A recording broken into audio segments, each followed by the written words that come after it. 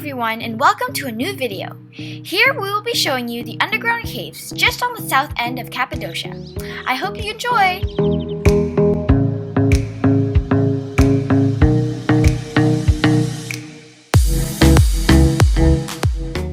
Here's my ticket.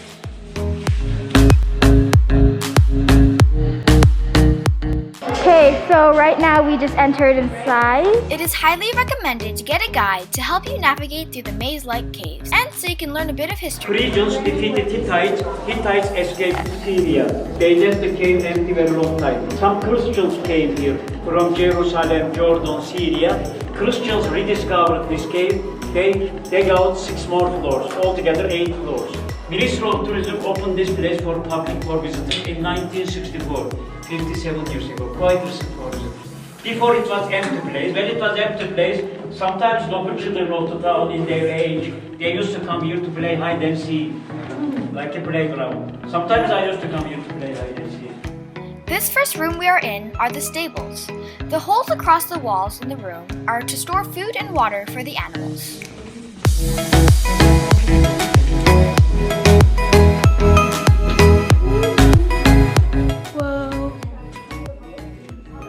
These are the bedrooms. The large holes in the walls are the beds where the children and adults slept in.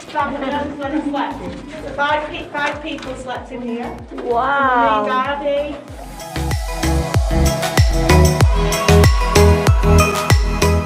What's down there, GB? I don't know. I don't want to get stuck. I'm going in.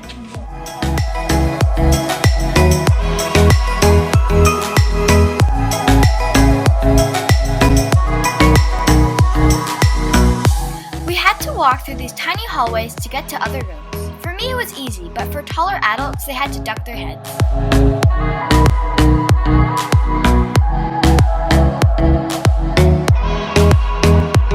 Okay, so this area was supposed to be used as like a wine cellar for the leaders of this underground city.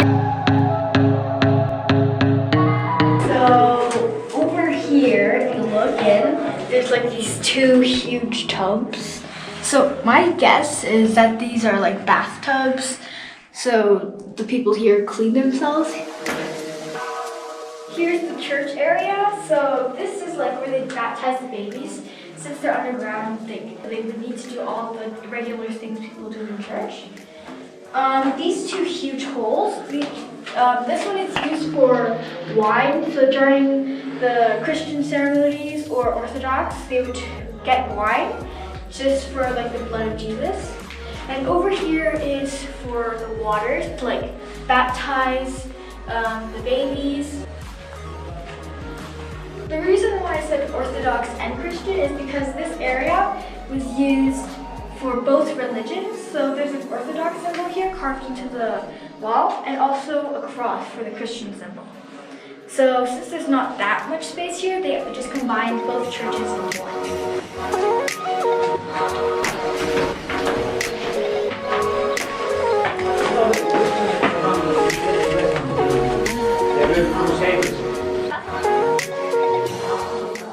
So this area is like the rich people pantry. Up to 20 families can like come here. This is like the kitchen or pantry area.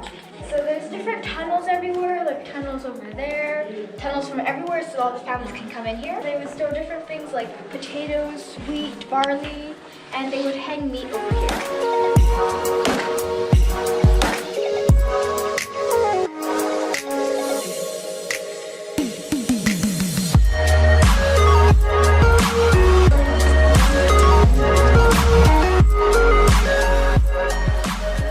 This is the lock for the doors. It takes about 5 people to lift a stone to block the doors, so if anyone invades the caves, the people inside the room are safe.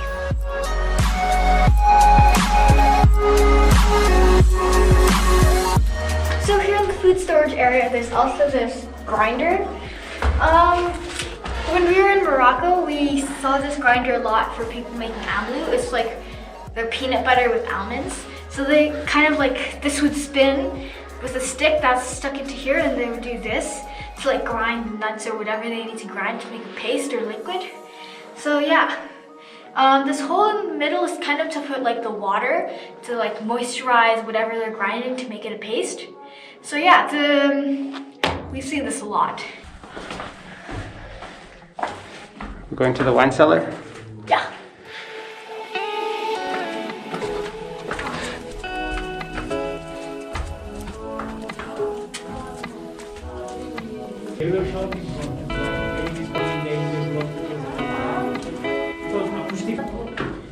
Over here they just store their wine.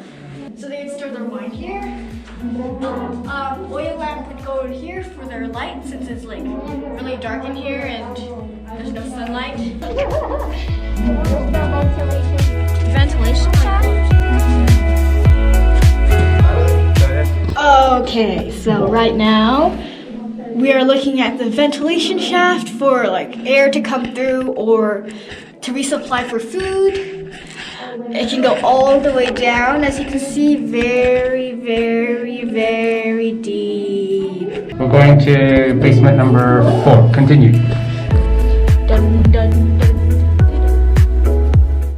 So apparently there's only like 10% of this area is available to visitors. Max and Sam are trying to both fit inside.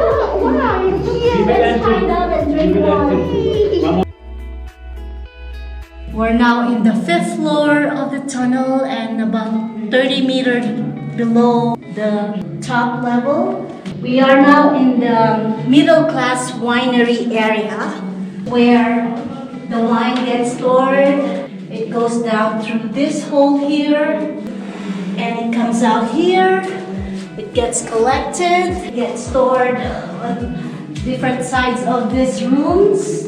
There's all those different places that we mash all of the wines. And there's a tunnel in there where the immigrants go, and that's where they stay and live. So as you can see, the middle class wine area is a bit smaller than the upper class. In this side you can see a bedroom for a couple of a middle class. This is how they fit. You can see their bedrooms.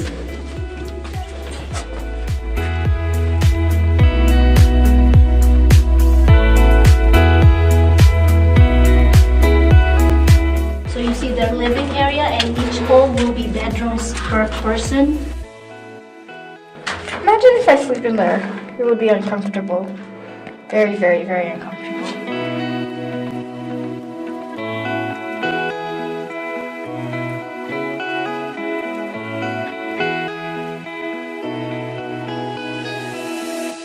So this is a communal kitchen for the whole community of middle class. This is used for grinding their wheats and making flour. This area here, they are cooking only once a week.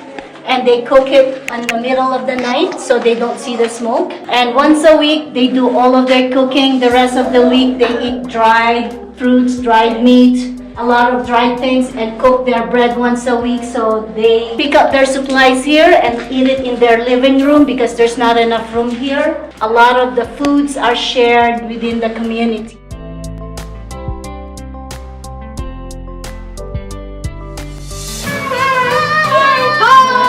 The voices you heard were coming from a communication hole right over there. That's how neighbors in the cave communicated to each other to let each other know if there's any news.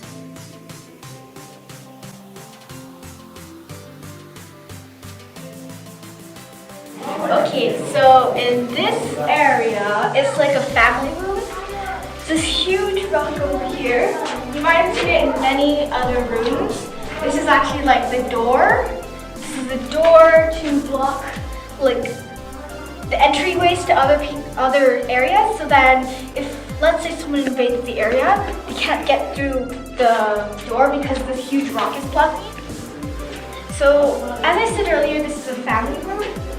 They would store big jugs of water right over here. So like to maintain their water supply for drinking. They have communication holes everywhere. So these communication holes are to warn people if someone does break in or something, or if there's news. We would like yell through those holes or just say something through the holes, and then the people on the other side would hear it and then get prepared if something happens. So this is the family room. They would sleep on the floor with like dried grass or sheepskin to make it more comfortable. Okay, it's a maze now. I totally forgot how to get back. I'm guessing it's up here. We slowly started to head back up to the exit. Our adventure in these caves were coming to an end, but there's still more of Cappadocia we haven't discovered yet. My name is Mustafa. Mustafa. Very popular name in Mazlum. Yes. Teşekkür ederim Mustafa. Şey değil, bye. Güle güle.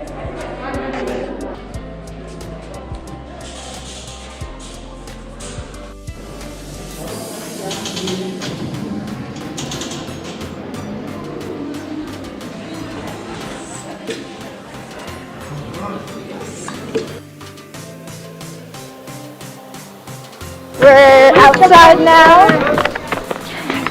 Yeah, how was that?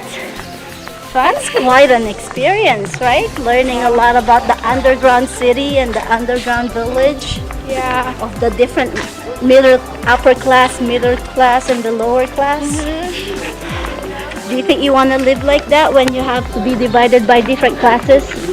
No. After, we stopped by this small stand and bought some potato chips on sticks. They were so good. Just potatoes.